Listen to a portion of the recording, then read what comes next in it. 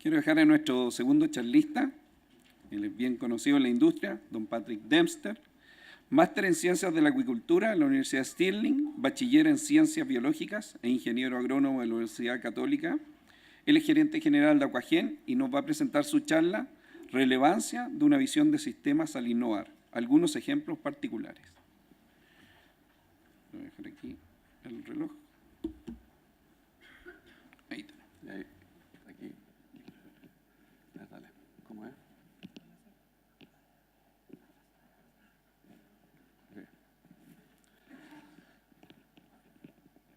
Ok. 29 minutos tengo o eran 35. Pero bueno. Ok. El título es bastante extraño porque la verdad que nosotros nos dedicamos a la genética y este es un seminario de recirculación. Tenía que buscar alguna forma de unir las dos cosas y lo que se me ocurrió es, de alguna manera, la genética y la recirculación son herramientas y la idea de la presentación, del hilo conductor de lo que les quiero contar es cómo o lo relevante que es tener la visión de sistema, del conjunto completo de lo que es la cadena de valor de la industria a la hora de implementar nuevas tecnologías o nuevas herramientas como puede ser la genética y la recirculación. Ese es el hilo conductor de la presentación. Voy a hablar de genética y recirculación, pero el hilo conductor es más bien la relevancia de poder usar las herramientas y las tecnologías nuevas que van apareciendo teniendo en cuenta la cadena entera de valores, como una orquesta. Podemos tener los mejores instrumentos, los mejores músicos, pero si es que, cada cada una de las partes no contribuye teniendo como concepto general o como objetivo general la sinfonía y cada uno toca por su lado, la verdad que la música que va a salir de ahí no va a ser sublime. Y nosotros necesitamos ser sublimes. Nosotros fuimos los productores más eficientes de salmón del mundo. Dejamos de serlo y es una necesidad volver a hacerlo. Y creo que perfectamente podemos, en la medida que contribuyamos. Esto tiene mucho que ver con la existencia de este seminario, en donde nos juntamos de distintas empresas a discutir un tema. Yo creo que, en buena medida, la capacidad de poder confluir las herramientas y lo que tenemos para el mejor uso, la mayor eficiencia de la industria, tiene que ver con juntarnos, conversar, con colaborar, con confiar entre nosotros. Okay. Dicho esto, un poco a los que no conocen, Aquagen es una empresa que se dedica a la genética. Nosotros pertenecemos a un grupo alemán que se llama EW Group, que principalmente se dedica a la genética de aves. La genética de aves, para que tengan una idea, representa una industria que es alrededor de 100 veces mayor a la genética en acuicultura. Tenemos un tremendo ejemplo al cual seguir. Ellos están bastante más adelantados que nosotros y sin duda son permanente fuente de inspiración y de modelo de cómo seguir avanzando. Y dentro del área de la acuicultura hay 5 empresas, de hecho hoy día, la verdad que hoy día son 6 porque se acaba de comprar una empresa de genética de tilapia en el sudeste asiático, se llama Genomar. Aquabel es una empresa de genética en tilapia y en Chile operan Aquagen y Blue Genomics. Blue Genomics es un consorcio que es derechamente, lo que en el fondo es el brazo armado de la investigación y desarrollo de Aquagen en Chile. Y desde Noruega, desde Alemania, y los propios dueños siempre nos han incentivado y promovido la inversión en investigación y desarrollo. En los últimos años, Aquagen ha invertido permanentemente alrededor de $2 millones al año en investigación y desarrollo. De acuerdo a este reportaje en La Tercera, eso nos pone a nosotros como la tercera empresa que más investigación y desarrollo hace en Chile. Y esta investigación, lo cual, entre paréntesis, es bastante triste, porque es triste que con solo $2 millones al año en investigación en Chile, en investigación y desarrollo, seamos la tercera empresa en Chile. Eso denota la poca creencia y el poco esfuerzo en investigación y desarrollo que hacemos quienes estamos en la industria en Chile, digamos, quienes participamos de la industria en Chile. $2 millones es bastante poco. Esta inversión se ha focalizado hasta ahora exclusivamente en problemas de la salmonicultura chilena, SRS, Gallicus, principalmente. Ok, el primer tema entonces es recirculación, la relación entre recirculación, reproducción y genética. Nosotros operamos 7 centros de cultivo en tierra, 2 centros de cultivo, perdón, 1 hasta ahora, y pensamos abrir un segundo centro de cultivo en mar. Hacemos mucha investigación, como les contaba, en AquAdvice principalmente, pero también en otros. La razón del por qué tenemos tantos centros de cultivo tiene que ver con los volúmenes de producción, tiene que ver con el hecho de tener réplicas de los grupos de genética y de producción de ovas en muchos lados, pero por sobre todo tiene que ver con dispersión de riesgo. Nosotros queremos literalmente tener las ovas en distintas canastas de manera de poder minimizar riesgos de suministro de ovas a la industria. Y el proyecto del cual les voy a hablar ahora es el único de todos estos sistemas en tierra, piscicultura, Gomao, es una piscicultura que está en recirculación, que usa tecnología de recirculación, y les voy a contar un poco la historia de lo que ha sido su performance. Este proyecto partió en el año 2008-2009, representó una inversión de alrededor de $13 millones, y empieza a operar en el año 2010, produce exclusivamente ovas de salar de fuera de temporada, es un compartimento cerrado al cual no entra material biológico externo y aloja el núcleo de Salmo Salar. Y lo que les voy a mostrar aquí son puros buenos resultados, pero son puros buenos resultados que hemos llegado a tener después de 8 años de prueba y error. No ha sido fácil, más bien francamente ha sido muy difícil. Nos ha costado sangre, sudor y lágrimas llegar a lo que estamos hoy día. Estamos muy contentos y mirando retrospectivamente creemos que fue una muy buena inversión, pero en los primeros años no era así. Estábamos muy críticos de la inversión que habíamos hecho. Lo que quiero decir es que desde el punto de vista de la producción de ova, nuestro sistema está funcionando muy bien hoy, pero cuesta. Este es un ejemplo, les traje algunas variables, crecimiento de la biomasa en la piscicultura. El último año crecimos desde smolt a 6 kilos en 12 meses, lo cual es un gran logro. Hoy día estamos en forma bastante predecible, logrando esas curvas de crecimiento, y eso claramente no lo lográbamos en el pasado. En términos de fertilidad, también hemos subido de niveles bastante bajos a hoy día en forma bastante consistente niveles de fertilidad en torno al 80%, que es bastante parecido a lo que tenemos en sistemas, 80-85%, que es bastante parecido a lo que tenemos en sistemas en flujo abierto. En términos de producción de ovas, también los primeros años, y estos fueron los años que sufrimos, prácticamente logramos sacar muy pocas ovas de buena calidad y en forma predecible, fuera de temporada, que era el objetivo, como les dije. Muy pocas ovas. El año pasado logramos por primera vez llegar a 45 millones de ovas, todas producidas entre octubre y febrero, lo cual para nosotros es un gran logro. Pero tal vez el más importante de todo es que a partir del año pasado, por primera vez, las peces que fueron desovados fueron absolutamente libres de enfermedades al momento del screening. Lo habíamos logrado hace tiempo con ISA, después lo logramos con IPN, pero BKD nos costó, pero como les digo, a partir del año pasado las prevalencias fueron prácticamente cero. Los niveles de prevalencia de BKD, entre paréntesis, están en esta columna. Ok. Pero nosotros producimos ova porque es nuestro producto y es la forma en que la ova es la forma de dispersar la genética. Nuestra razón de ser y nuestra pasión no es la producción de ovas per se, es la genética.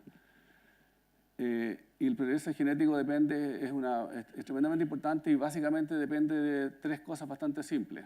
La intensidad de selección, la precisión de la selección y la variación genética. Respecto a la variación genética, es algo que podemos manejar, pero en el largo plazo no es algo que esté todos los días disponible para cambiar. Pero la intensidad de selección y la precisión de la selección, esas son herramientas que verdaderamente podemos cambiar.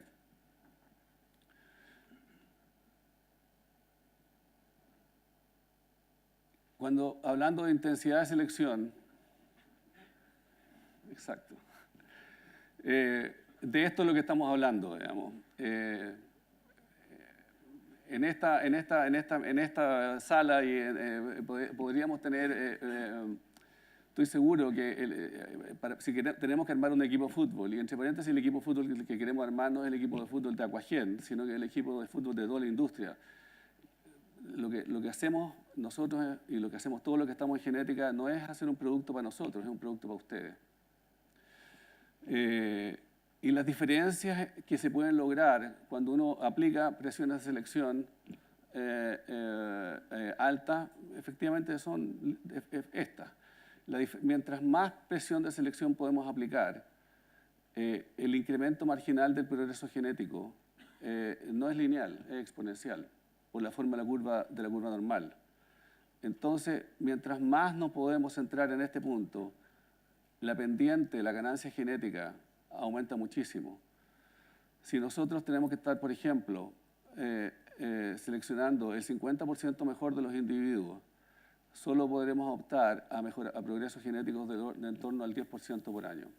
Por lo tanto, o niveles mucho más bajos de lo que podemos lograr si nos sentamos en este punto de la curva. Estoy diciendo todo esto porque evidentemente que en sistemas de recirculación y en sistemas en tierra, la capacidad de hacer selección es muy limitada dado los costos y las capacidades de estos sistemas. Y por eso es que creo que este es un elemento que hay que tener en consideración. El segundo aspecto que creo que es vital de tener en consideración a la hora de hacer genética es la precisión de la selección. Si nosotros, de nuevo volviendo al equipo de fútbol, quisiéramos definir cuál es el mejor equipo de fútbol y quisiéramos someter o evaluar a todos ustedes, digamos, por ejemplo, quiénes son los mejores para hacer un equipo de fútbol, probablemente la forma más eficiente de hacerlo es que los ponga a jugar fútbol y seleccionemos los mejores en la cancha, jugando fútbol, en una cancha de fútbol de verdad, con lluvia, etcétera, etcétera. Probablemente si yo les dijera que en realidad lo voy a hacer en un sistema completamente distinto y voy a ponerlos a jugar ajedrez, probablemente si los pongo a jugar ajedrez no voy a terminar seleccionando a los mejores jugadores. Nosotros tenemos la convicción de que el mejor reproductor que contiene la mejor genética es aquel que logra ser el mejor en el mar, en una jaula, a las densidades que corresponden, con blooms de alga, con lobo, con calibus, con SRS. Ese es el mejor reproductor y la probabilidad de la precisión con la cual podemos elegir, en la medida que lo podemos llegar a reproducir, es sumamente eficiente en términos de progreso genético. Alternativamente, lo que se hace es elegir, cuando no se puede hacer esto, es elegir sobre la base de parientes. Yo me pregunto cuántos de ustedes estarían dispuestos a haber elegido a su señora sobre la base de cómo parece la suegra o cómo parece la hermana, digamos. Y eso es lo otro que hacemos, porque hay gente que dice, no te preocupes, mantengamos estos peces aquí y mandemos los parientes para allá, evaluemos los parientes y sobre la base de lo que hacen los parientes elegimos cuáles son los mejores acá. Evidentemente que en eso hay una pérdida de precisión que es costosa. Bueno, volviendo entonces, combinando las dos, nosotros creemos, no lo creemos, esto no es una cosa de creencia, esto es un cálculo matemático, que el progreso genético puede ser entre 4 y 5 veces más en la medida de que incorporemos como una herramienta, porque de eso es lo que estamos hablando, herramientas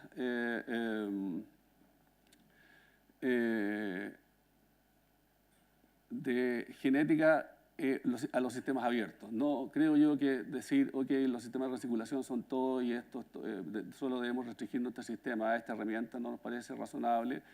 Yo creo que cada herramienta tiene su valor y su mérito y creemos que para hacer genética la mantención de sistemas abiertos es sumamente relevante. Ok. Este era el primer tema. Lo que quiero hablar ahora es recirculación y producción de SMALS. Y antes de partir, por supuesto que en Chile y en el mundo, la recirculación ha demostrado ser un sistema muy eficiente a la hora de producir SMALS. Pero estos sistemas cuestan muy caro y a veces se producen incentivos que creo yo hay que tener en consideración porque pueden no necesariamente contribuir al mejor resultado a nivel, considerando el total de la cadena de valor. Y voy a tratar de dar algunos ejemplos. Bueno, ¿qué más decir? Post-SMALS o SMALS de mayor tamaño es una tendencia global en todas partes. La industria, nosotros estamos hablando de esto. Como digo, de ambas cosas y tal vez un poco en forma mezclándolos, no necesariamente siendo factibles de que sean posibles de ser mezclados, pero hablamos de SMALS grandes o de post-SMALS de manera de reducir el tiempo de cultivo en el mar, que ese es el objetivo que queremos lograr, ¿cierto? Bueno, una de las preocupaciones que tenemos nosotros, este es un experimento hecho por Sheldal en el año 2011, en el cual sometieron machos, a fotoperíodos 18 horas de luz, 6 de oscuridad, versus fotoperíodos de 24 horas de luz, a 3 temperaturas. Los azules son 5 grados, verdes 10 grados y rojos 16 grados. Y se midió en estas condiciones a post-SMALS, o sea, SMALS peces de 120 gramos, de estas distintas condiciones y se evaluó cuál es la madurez. Solo aparecieron maduros cuando combinamos alta temperatura y fotoperíodos largos. Y al contrario, no aparecen machos maduros cuando las temperaturas eran de 5 o 10 grados, incluso bajo luz continua. O sea, la madurez, la forma en que nosotros operamos los sistemas puede gatillar madurez. Esta proporción de machos representó un 47% de los machos. Los machos que maduraron pesaron prácticamente el doble, 208 gramos versus 122 gramos respecto de aquellos que no maduraron. Es decir, en gran medida eran los más grandes. Y las conclusiones de este estudio, y literalmente, que está en rojo acá, dice en términos prácticos, el presente estudio muestra que el uso de luz continua a temperaturas elevadas en el agua aumenta el riesgo de maduración de post-smolt o jacking en machos de salmón del Atlántico. En un estudio del año 2014 de Melo, un experimento relativamente parecido, se tomaron post-smolts y se mantuvieron a 16 grados en agua dulce, en agua de mar, con 24 horas de luz o 12 horas de luz y 12 horas de oscuridad. Los resultados son que en prácticamente todos los sistemas, a 16 grados, los peces maduraron entre 80 y 70%. Como segunda variable, la más alta madurez se concentró en tratamientos de fotoperíodo de luz continua. Y en tercer lugar, en aquellos peces que se mantuvieron en agua de mar. Quiero llamar la atención de nuevo que hay indicios claros de que usos de fotoperíodos continuos muy largos o de temperaturas muy altas puede generar madurez precoz. Lo anterior, a lo mejor muchos de ustedes lo habían escuchado, pero ahora está llegando a mi juicio otra variable que me pareció sumamente interesante. A nosotros nos llegó desde Noruega, pero esto fue publicado en Fish Farming, en Salmon Expert, hace unas semanas atrás, donde básicamente dice que la historia de vida de los smalls no es irrelevante. Cómo nosotros producimos los smalls determina su capacidad de crecer en el mar. Y según este trabajo que viene desde los productores, aquellos smolts que crecen más lento serían los mejores. Tendrían mejores en el sentido de más crecimiento en el mar.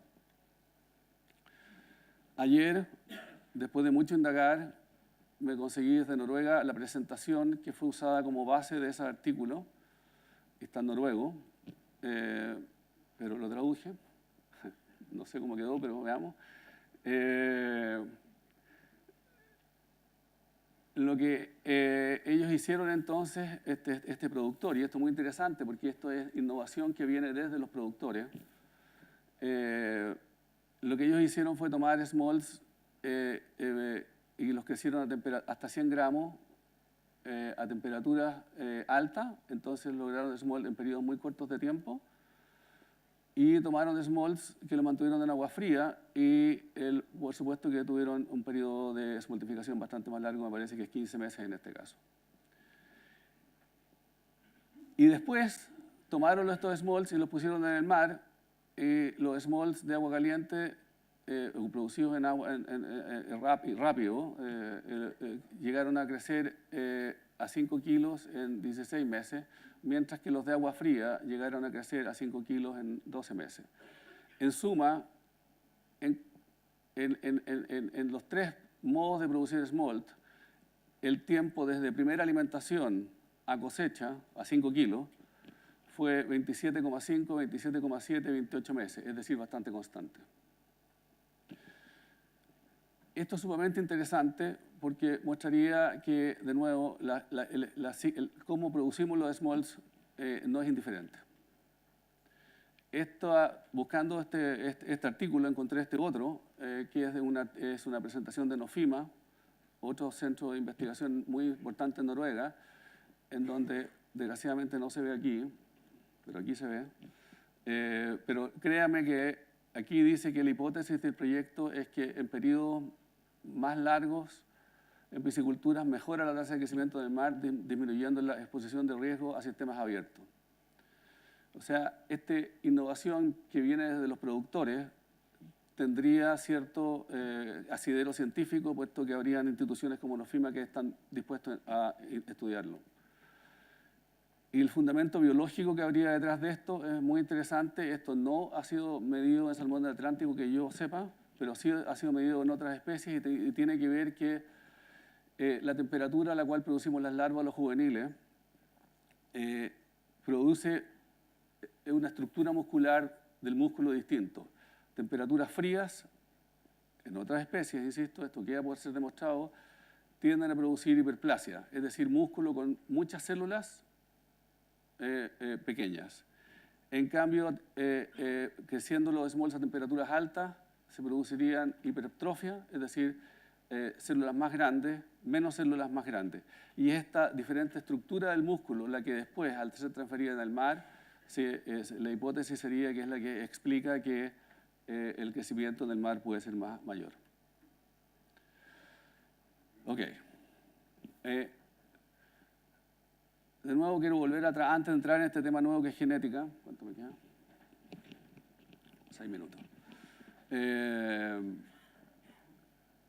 Quiero recapitular. La recirculación ha sido muy eficiente y ha sido a la hora de entregar herramientas a nosotros, pero como digo, hay que tener cuidado en cómo se usa de manera de maximizar el valor de la cadena completa.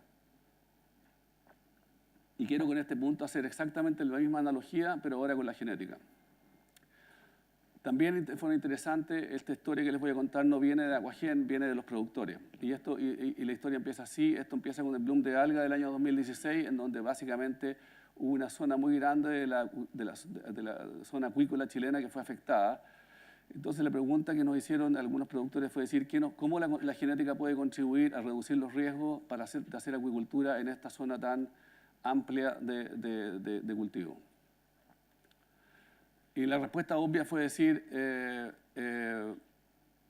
haz cojo, porque si tú pones un cojo en marzo y lo cosechas en diciembre, evitas el periodo de riesgo de bloom de alga que ocurre entre enero y marzo. Y la respuesta fue decir, olvídate, el cojo no tiene mercado, así que es imposible hacerlo. Así que lo que nosotros queremos es un salmón tipo cojo. De hecho, el autor de esta frase está ahí sentado, digamos, Gastón Cortés. Y él fue el que nos dijo, no, olvídate, nosotros no queremos un cojo, queremos un salmón tipo cojo. Y un salmón tipo cojo es un salmón que crece en Chile hoy día a un GF3 para que lo tengamos en la cabeza, a un GF3 de 2,7 más o menos. Es un pez que crece como smolt, ingresa en marzo y se cosecha en diciembre en 3 kilos. O un poco menos. Eso es un cojo. A modo de referencia a esas alturas del partido, nosotros decimos el salmón del Atlántico en Chile, desgraciadamente no se ve, esto es de Aquabench, crece a un GF3 promedio de 2. Miramos, parado en el año 2016, miramos qué podemos hacer algo respecto a esto, que miramos nuestros stocks de reproductores y logramos pillar de esta población de alrededor de 20.000 peces, 15 machos, cada uno de estos identificado aquí, que tuvieron un GF3 de 3,2. Hicimos una búsqueda de hembras, también muy seleccionadas, que tuvieron un GF3 de 2,5. Es decir, esperábamos que la descendencia tuviera un GF3 de 2,8. Los resultados, estos peces se pusieron en 2 centros de cultivo, Aulen de Cermaq y Quillaipe de Pacific Star. Los resultados a febrero, estos smolts entraron en el caso de Aulen en abril del 2017 a un peso promedio de 205 gramos. El peso de cosecha en febrero de 3 jaulas fue 5,16 kilos. El peso remanente de la población fue 4 kilos, a pesar de que hubo 28 días sin alimentar. Es decir, al ojo, el tiempo de siembra a cosecha fue 9 meses. De siembra a 4 kilos fue 9 meses. Ellos probaron, el centro estaba constituido de 3 grupos de smolt. Estos post-smolts que se cultivaron en Parwan, 329 gramos. Esta cepa Fast Growth le pusimos nosotros en 197 gramos y los acuajes normales a 128 gramos. Y los resultados a la fecha entonces son estos en términos de GF3. Los post-small crecieron un GF3 de prácticamente 2,9 o 2,88, no sé. Estos crecieron a un GF3, los extra growth a un GF3 de 2,75 y los normales a un GF3 de 2,50 y tanto. Estos dos no tienen diferencia significativa y ambos son significativamente distintos que este. Es decir, a mi juicio, nosotros logramos la promesa de que producimos un salmón tipo cojo en donde el GF3 fue sustancialmente mayor al 2 de que tiene la industria promedio y muy cercano al 2,7 que tiene el cojo. En Quillaipe hicimos lo mismo, los smolts entraron en mayo del 2017 de 166 gramos, el peso de cosecha fue 4,1 kilos, la biomasa remanente pesa 3,83 kilos, es decir, llegamos de tiempo de siembra a cosecha a 4 kilos en 8,5 meses. Penetrando un poco la información, los smolts del grupo Fast Growth venían de esta piscicultura que se llama Caliboro, pesaban, como dije, 166 gramos. Los smolts de los otros dos grupos eran bastante mayores en peso, en 225 y 250 gramos.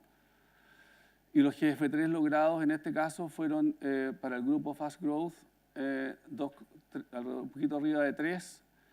Y ambos, este grupo significativamente mayor al GF3 logrado en estos otros dos grupos, que fue alrededor de 2,5. La mortalidad de este grupo, que no tiene nada que ver con el ejemplo del estudio, pero muestra la relevancia de reducir el tiempo en el mar, este centro se cosechó con una mortalidad promedio del 2%. Y aquí quiero entrar en materia del por qué quise tomar este tema como ejemplo. La madurez que pensábamos que era un gran problema de este invento genético que hicimos a la rápida como resultado del bloom de algas, era un tema que nos preocupaba mucho y la verdad que no hubo grandes problemas con madurez, pero sí tuvimos problemas en otros temas y es aquí donde hablo de la necesidad de juntarnos y de participar todos y de colaborar para mejorar los avances que podemos hacer desde un lado o de otro, pero que probablemente solo va a ser imposible lograrlo. Tuvimos bastantes problemas de malformación de columna, tuvimos pigmentación baja y desuniforme y tuvimos problemas de melanosis. Nosotros creemos que en este caso y en otros casos, como por ejemplo esto, hoy día en la industria, cuando logramos hacer crecer los peces en forma muy acelerada, estamos encontrando problemas asociados a malformaciones y creemos que eso es un tema que tenemos que abordar como industria. No lo podemos abordar solo desde la genética, tampoco desde la recirculación o del agua dulce. Yo creo que hay que incorporar aquí, por ejemplo, a los nutricionistas, a los que nos ayudan en la alimentación, etcétera, etcétera. Esto es un problema sistémico y tenemos que abordarlo todos como industria.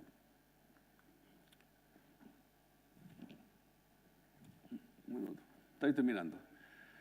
En conclusión, nosotros creemos que las nuevas tecnologías y la innovación en temas tan diversos como tecnología de producción de smalls genética han contribuido efectivamente al desarrollo de la industria. La incorporación de estos avances, como el de otros, genera efectos y repercusiones en otras áreas de la cadena de valor. Estas repercusiones deben ser consideradas al momento de la implementación de estas nuevas tecnologías. La competitividad de la industria, de la que todos dependemos. Si los salmoneros chilenos no ganan plata y son eficientes y son los más competitivos del mundo, ninguno de los que estamos en esta sala tiene pega. A pesar de que hagamos buena genética o a pesar de que hagamos buenos alimentos. La competitividad de la industria de la que todos dependemos se incrementa de mejor manera abordándolo desde una perspectiva sistémica y multidisciplinaria. Y creemos que para lograr lo anterior se requiere colaboración, transparencia y apertura entre todos quienes participamos en la industria. Y yo creo que ese es un tema en el que verdaderamente tenemos que innovar y progresar respecto de cómo estamos hoy día. Pero este seminario es un buen ejemplo de esta necesidad, por lo cual agradezco la invitación. Muchas gracias.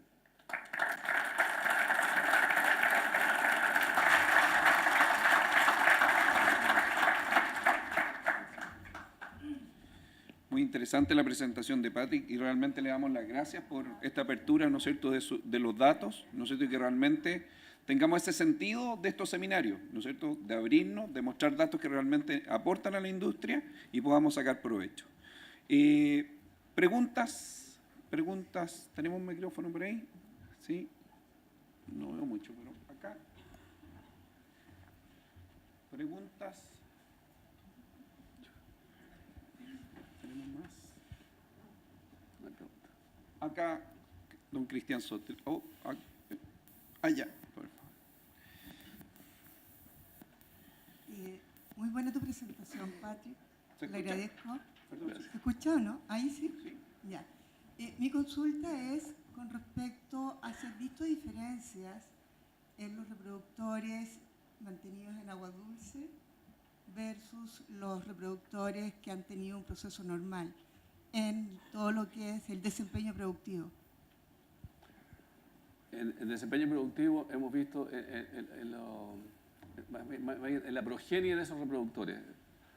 Hemos visto que hay diferencias significativas, particularmente en los primeros estadios en agua dulce, es decir, desde eclosión hasta primera alimentación y un poco más. Pero desde ahí en adelante hemos seguido peces en el mar y en el mar hasta hoy día no hemos visto ninguna diferencia. No sé, yo no sé, personalmente creo que puede haberla, pero creo que hasta hoy día llevamos 2 o 3 generaciones, o 4 a lo mejor, produciendo en agua en el sistema cerrado, y los cambios genéticos demoran más tiempo, digamos. Pero en concreto la respuesta es que hasta ahora no hemos visto diferencias en performance en el mar. Cristian, allá por favor, primero Cristian, allá con Cristian Sotel, Australis. Patrick, felicitaciones por la presentación. En relación a las malformaciones que mostraste del medio mal. Te quería preguntar, ¿cuál es el porcentaje de los peces que fueron afectados por la malformación? Y si han hecho mayores investigaciones en relación a a dieta o se han tenido relación con plantas de alimentos para abordar este tema? Voy a partir diciendo que es una gran cosa que efectivamente, vuelvo a decir, el proyecto de estos salmones tipo cojo no es una cosa que empezamos nosotros, sino que lo empezó la industria y es una gran cosa. El problema, entre comillas, para poder responder tu pregunta, es que sabemos que hubo malformaciones, pero era una población comercial y sabemos que cuando los peces ingresaron a una planta, desgraciadamente una buena parte de las malformaciones se ocultan a través del proceso de agregación de valor. Y por lo tanto, cuando había malformaciones, a veces los peces se hacen o porciones o filetes y qué sé yo, y por lo tanto no fuimos capaces de poder percibir exactamente cuánta malformación hubo. Pero sí te puedo decir que en algunos casos, en otros casos nuestros y en otros lados, el porcentaje de malformaciones puede llegar a ser muy significativo. Estamos hablando de niveles del 15%. Cuando el crecimiento ha sido muy exacerbado.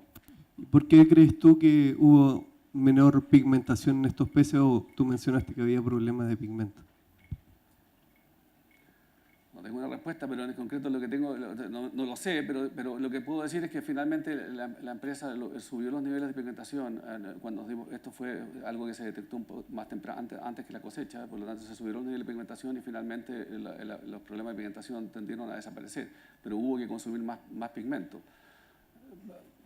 No tengo una respuesta, probablemente tuvo que ver con la absorción o la capacidad de fijar pigmento, lo que había era mucha dispersión. Pero lo importante que quiero decir es que, de nuevo, si a nosotros como genetistas se nos olvidó a lo mejor que cuando estábamos cambiando una variable, por ejemplo la capacidad de crecer, había que cambiar otra, la nutrición o la forma de pigmentar.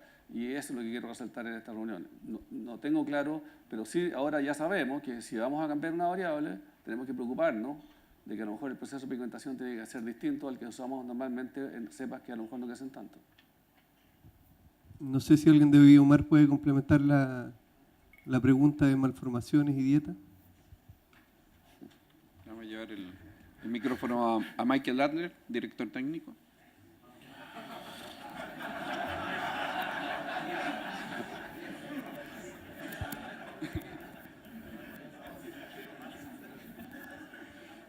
Bueno, yo iba saliendo del baño, así que... No. De hecho, no he estado con Patrick a conversar sobre esto. En términos de la pigmentación, o lo que puede ocurrir con la pigmentación, la tasa de retención se ve afectada por la tasa de consumo de alimento también, ¿ya? Eso lo hemos visto nosotros en poblaciones que crecen de forma normal, y bien en este caso lo que habría que ver y lo que hay que estudiar de forma más detallada es qué es lo que pasa con estos peces con crecimiento exacerbado. Ejemplo, tal vez el mejor ejemplo que uno puede ver son los crecimientos compensatorios en grupos que han sido crecidos en condiciones normales en el norte, ¿ya? O sea, en Europa, ¿ya? Donde hay un periodo en que crecen muy poco los peces y después crecen de forma muy fuerte cuando entran a primavera, y ahí uno puede ver una pérdida potente del pigmento, ¿ya? Y eso también lo podemos ver acá cuando se aplica el fotoperíodo en algunos casos, ¿ya? Por lo tanto, esa relación entre tasa de crecimiento y pigmentación es algo que definitivamente hay que ver. El otro punto que habría que estudiar y que tenemos los datos y estamos haciendo los análisis es la cantidad de grasa que pudiera tener el pez, que ese es otro factor que también está relacionado con la tasa de crecimiento. Peces que crecen más rápido tienden a engrasarse más y eso puede ocultar la expresión de color. Desde el punto de vista de deformidades, hay que ver la mineralización. Eso también hay estudios que muestran que peces que crecen más lento mineralizan mejor, necesitan el tiempo. De hecho, las poblaciones salvajes versus las poblaciones de cultivo las diferencias son notorias. En el caso de pollo hay ejemplos muy buenos ya, donde la genética ha sido de cierta forma o ha llevado a tasas de crecimiento tan altas que efectivamente la estructura ósea no es capaz de mantener los pollos en buenas condiciones. Esto hay que ver si es que estamos hablando de mineralización o estamos hablando tal vez de la fuerza de tracción que puede generar la cantidad de músculo que se está produciendo también. ¿Ya? Son cosas que hay que estudiar, efectivamente, y tal como decía Patrick, si hacemos las cosas por separado, las chances de éxito se van reduciendo. Por lo tanto, es tremendamente importante que este tipo de trabajos se hagan en conjunto y tomando en cuenta los distintos factores que pudieran influir. ¿Alguna otra pregunta? Acá, perdón, teníamos a Yuri primero acá. Yuri, ven con... Hola Patrick, muy buena la presentación. Mira, son dos en uno. La primera, tú nombraste que tuviste un crecimiento en 12 meses a 6 kilos y poder saber con qué peso de ingreso fue eso. Y la otra, en base a esta estrategia que me parece bastante innovadora desde el punto de vista de poder obviar los meses con Bloom, del salar tipo cojo, pienso que también es interesante darle una vuelta al peso de ingreso. Digamos. A la primera pregunta, los pesos de ingreso de los small no son tan grandes, son 150 gramos, pero sí debo decirte que hay un truco que no les dije, digamos, que efectivamente durante prácticamente todo el ciclo de cultivo en recirculación, en estos peces están a 14, 15 grados. O sea, la verdadera diferencia y por qué estamos logrando eso no es tanta magia, digamos, tiene que ver con la temperatura. En este caso no tiene que ver con el peso de los small. Y respecto a lo segundo, sin duda que una opción tiene que ver con un peso de small, y por eso hay tanta inversión y noticias en el mundo de inversiones respecto de producir small más grandes.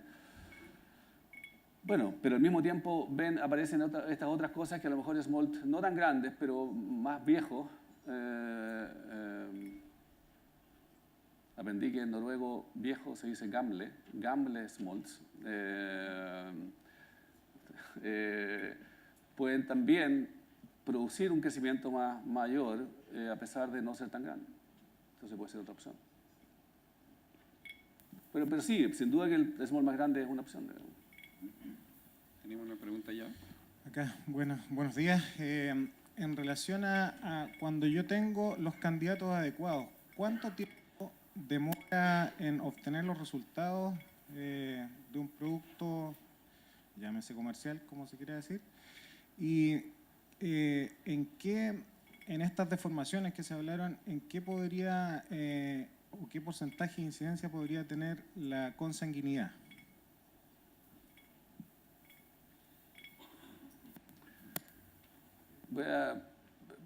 En la medida que tú tengas los padres seleccionados y ya los hayas elegido, la velocidad con que puedes implementar esto es bastante rápida, porque es básicamente reproducirlo. La verdadera pregunta es cuán rápido lo puedes escalar. Y eso usualmente es, porque en este caso logramos hacer 6 millones de huevos, 5 millones de huevos con estos poquitos peces que logramos juntar.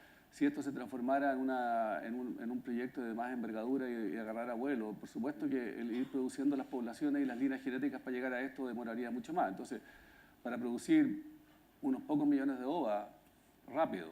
Pero en el tiempo demora más, demora probablemente 2 o 3 generaciones, digamos. Respecto a las malformaciones, yo diría que tenemos la convicción de que no explican en absoluto el problema que estamos viendo, puesto que la forma en que hacemos estos peces es exactamente la misma que hacemos otros peces y la consanguinidad está medida, manipulada y manejada para que no tenga efecto, digamos. Así que nosotros tenemos individuo a individuo, como les mostré, los machos que teníamos ahí están identificados con pistas que sabíamos que eran sus padres, sus abuelos, sus bisabuelos, etcétera, etcétera. también las hembras, por lo tanto no hay problema de consanguinidad. Patrick, aquí sobre los peces, digamos, en agua dulce, ¿tú deberías esperar que esos peces tengan un crecimiento más rápido en agua dulce? No. Y lo otro, como recomendación para estos peces en el mar, luz continua, ¿no es cierto? O sea, para evitar madurez, ¿cuál sería también una de esas recomendaciones? La evidencia es que no crecieron más rápido en el mar, pero efectivamente hay una correlación entre crecimiento en agua dulce y en agua de mar. Así que en este caso no se nos dio, pero podríamos esperar que haya una correlación. Esa es la primera pregunta. La segunda, en este caso sí se ocupó luz desde ingreso hasta cosecha, digamos, hasta diciembre al menos. Así que la recomendación sería esa, pero la verdad que creo que mi intención era más bien hablar de cómo ciertos desarrollos tienen impactos por otros lados, y yo bajo ningún punto de vista quisiera decir que esto que acabo de mostrarles es un producto ni nada por el estilo. Es un primer prototipo que hicimos a la rápida como resultado de Bloom de alga, dada el impulso de los productores. Queda por hacerse. Bueno, tal vez la otra cosa y la otra conclusión de este estudio que me parece tan relevante es lo increíblemente potente que es la tremenda potencialidad que la genética tiene, porque si en 2 meses con un bloom de alga encima, sin haber trabajado nada en este tema y tratando de hacerlo lo mejor posible, en una generación logramos estos resultados, bueno, si nos ponemos a trabajar en serio en esto, en el largo plazo probablemente vamos a poder avanzar mucho más rápidamente. Esto habla mucho de la potencialidad de la genética. Pero también creo que, de nuevo, también requiere la potencialidad de la nutrición, de la alimentación y de muchas otras cosas que tenemos que meter en la sopa para poder efectivamente lograr resultados exitosos. Una última pregunta acá, con Sebastián.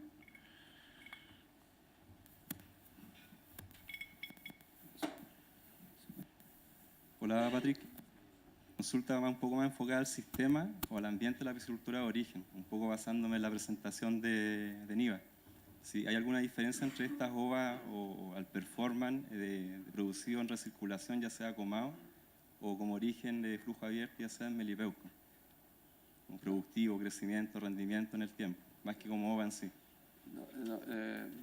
La evidencia que tenemos nosotros es que la diferencia entre ovas producidas en sistemas de agua dulce versus peces de mar solamente la hemos visto que se expresa en los primeros estadios en el agua dulce, hasta primera alimentación, un poquito después. Pero cuando ya salimos de esa fase, no hemos visto diferencia en performance en el mar de peces de ovas provenientes del sistema del comado o de tierra o de mar. No hemos visto diferencia. Una última, ¿no es cierto? Allá a lo mejor va a ser una aclaración, Claudio Larraín de DSM, o pregunta. No, sí, efectivamente una contribución a lo que ya se ha dicho en términos de DSM y la relación que tenemos con el tema de pigmentación. Primero que todo, me parece un avance notable en términos productivos y tal como lo decía Patrick, hay mucho que investigar al respecto y eso también implica el desarrollo de nuevas dietas o nuevas formas en las cuales aportar los nutrientes. Reforzar un poco el concepto que hacía Michael de que efectivamente cuando aumenta la tasa de alimentación se reduce muchas veces la eficiencia de utilización de los nutrientes. Por lo tanto, tenemos que ver de qué manera podemos dar la misma cantidad de nutrientes, incluido el pigmento, en una menor cantidad de alimentos. Yo creo que no hay una relación entre, en tema genético, con una menor capacidad de pigmentación. Sí, tenemos que desarrollar nuevas estrategias de pigmentación para poder llevar estos pescados a buen término con el color que deseamos. Muchas gracias, Javier. Estamos con el tiempo. Muchas gracias, Patrick. Nuevamente, una muy buena charla.